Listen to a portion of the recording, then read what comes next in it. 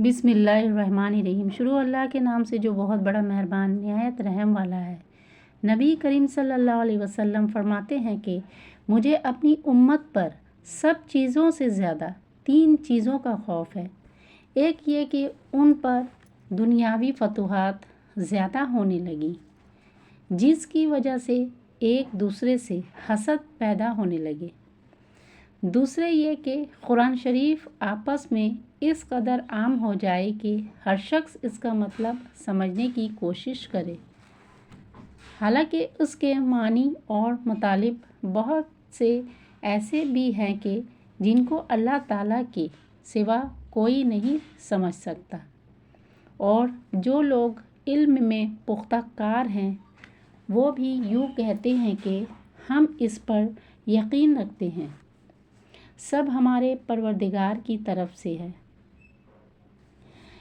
بیان القرآن یعنی علم میں پختہ کار لوگ بھی تصدیق کے سوا آگے بڑھنے کی جرات نہیں کرتے، تو پھر عوام کو چون و چرا کا کیا حق ہے؟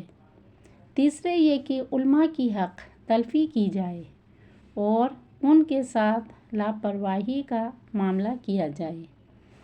ترغیب میں اس حدیث کو بروایت طبرانی ذکر کیا ہے، اور اس قسم کی روایات بکثرت حدیث کی کتابوں میں موجود ہے۔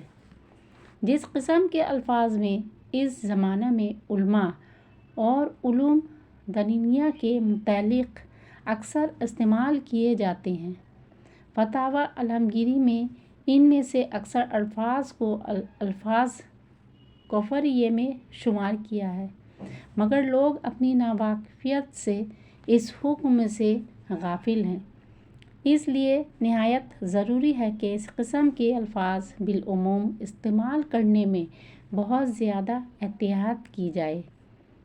بفرض اگر مان بھی لیا جائے کہ علماء حقانی کا اس وقت وجود ہی نہیں رہا، اور یہ سب جماعتیں جن پر علماء کا اطلاق کیا جاتا ہے علماء سو ہی ہیں، تب بھی آپ حضرات کی صرف ان علماء کو علماء سو کہنے سے سبکدوشی نہیں ہو سکتی، بلکہ ایسی حالت میں تمام دنیا پر یہ فرض عائد ہو جاتا ہے کہ علماء حقانی کی ایک جماعت پیدا کی جائے، ان کو علم سکھایا جائے، اس لیے کہ علماء کا وجود فرض کفایہ ہے۔ اگر ایک جماعت اس کے لیے موجود ہے تو یہ فرض سب سے ساقط ہے، ورنہ تمام دنیا گنہگار ہے۔ ایک عام اشکال یہ کیا جاتا ہے کہ علماء کے اختلاف نے عوام کو تباہ و برباد کر دیا ہے۔ ممکن ہے کہ کسی درجہ میں صحیح ہو، مگر حقیقت یہ ہے کہ علماء کا یہ اختلاف آج کا نہیں، 150 برس کا نہیں، خیر القرون بلکہ خود نبی اکرم صلی اللہ علیہ وسلم کے زمانہ سے ہے۔ حضور اقدس صلی اللہ علیہ وسلم حضرت ابو ہریرہ کو اپنے نالین شریف بطور علامت کے دے کر اس اعلان کے لیے بھیجتے ہیں کہ جو شخص کلمہ گو ہو وہ جنت میں ضرور داخل ہوگا۔ راستہ میں حضرت عمر ملتے ہیں اور معاملہ پوچھتے ہیں۔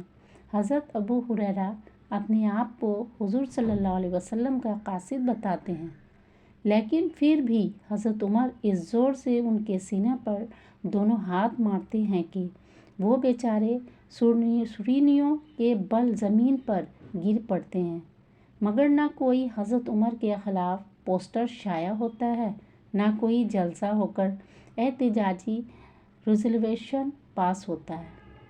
حضرات صحابہ کرام میں ہزاروں مسئلے مختلف فقہی ہیں، اور ائمہ اربعہ رضی اللہ عنہم کے یہاں تو شاید فقہ کی کوئی جز ہی ہو جو مختلف فقہ نہ ہو۔ 4 رکعت نماز میں نیت باندھنے سے سلام پھیرنے تک تقریباً 200 مسئلے ائمہ اربعہ کے یہاں ایسے مختلف فقہ ہیں جو مجھ کو تحت نظر کی نگاہ سے بھی گزر چکے ہیں، اور اس سے زائد نامعلوم کتنے ہوں گے، مگر کبھی رفع یدین اور امین بالجہر وغیرہ 2-3 مسئلوں کے سوا کانوں میں نہ پڑے ہوں گے، نہ ان کے لیے اشتہارات و پوسٹر شائع ہوئے ہوں گے۔ نہ جلسے اور مناظر ہوتے دیکھے ہوں گے۔ راز یہ ہے کہ عوام کے کان ان مسائل سے آشنا نہیں ہیں۔ علماء میں اختلاف رحمت ہے اور بدیہی امر ہے۔ جب بھی کوئی عالم کسی شرعی دلیل سے کوئی فتویٰ دے گا، دوسرے کے نزدیک اگر وہ حجت صحیح نہیں تو وہ شرعاً اختلاف کرنے پر مجبور ہے۔ اگر اختلاف نہ کرے تو مداہن اور عاصی ہے۔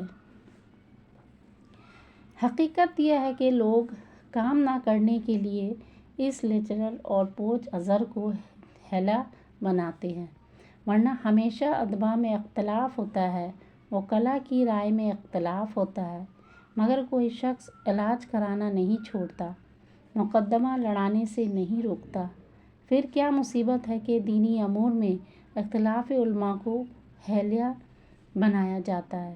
یقیناً سچے عمل کرنے والے کے لیے ضروری ہے کہ جس عالم کو وہ اچھا سمجھتا ہے، متبع سنت سمجھتا ہے، اس کے قول پر عمل کرے اور دوسروں پر لغو حملوں اور طعن و تشنیع سے باز رہے۔ جس شخص کے ذہن کی رسائی دلائل کے سمجھنے اور ان میں ترجیح دینے تک نہیں ہے، اس کا حق نہیں کہ ان میں دخل دے۔ نبی کریم صلی اللہ علیہ وسلم سے نقل کیا گیا ہے کہ علم کو ایسے لوگوں سے نقل کرنا جو اس کے اہل نہ ہوں، اس کو ضائع کرنا ہے، مگر جہاں بددینی کی یہ حد ہو کہ اللہ تعالیٰ اور اس کے رسول صلی اللہ علیہ وسلم کے صریح ارشادات پر لب کشائی ہر شخص کا حق سمجھا جاتا ہو، وہاں بیچارے علماء کا کیا شمار ہے۔ جس قدر الزامات رکھے جائیں کم ہے۔ وَمَن يَتَعَدَّ حُدُودَ اللَّهِ فَأُولَئِكَ هُمُ الظَّالِمُونَ۔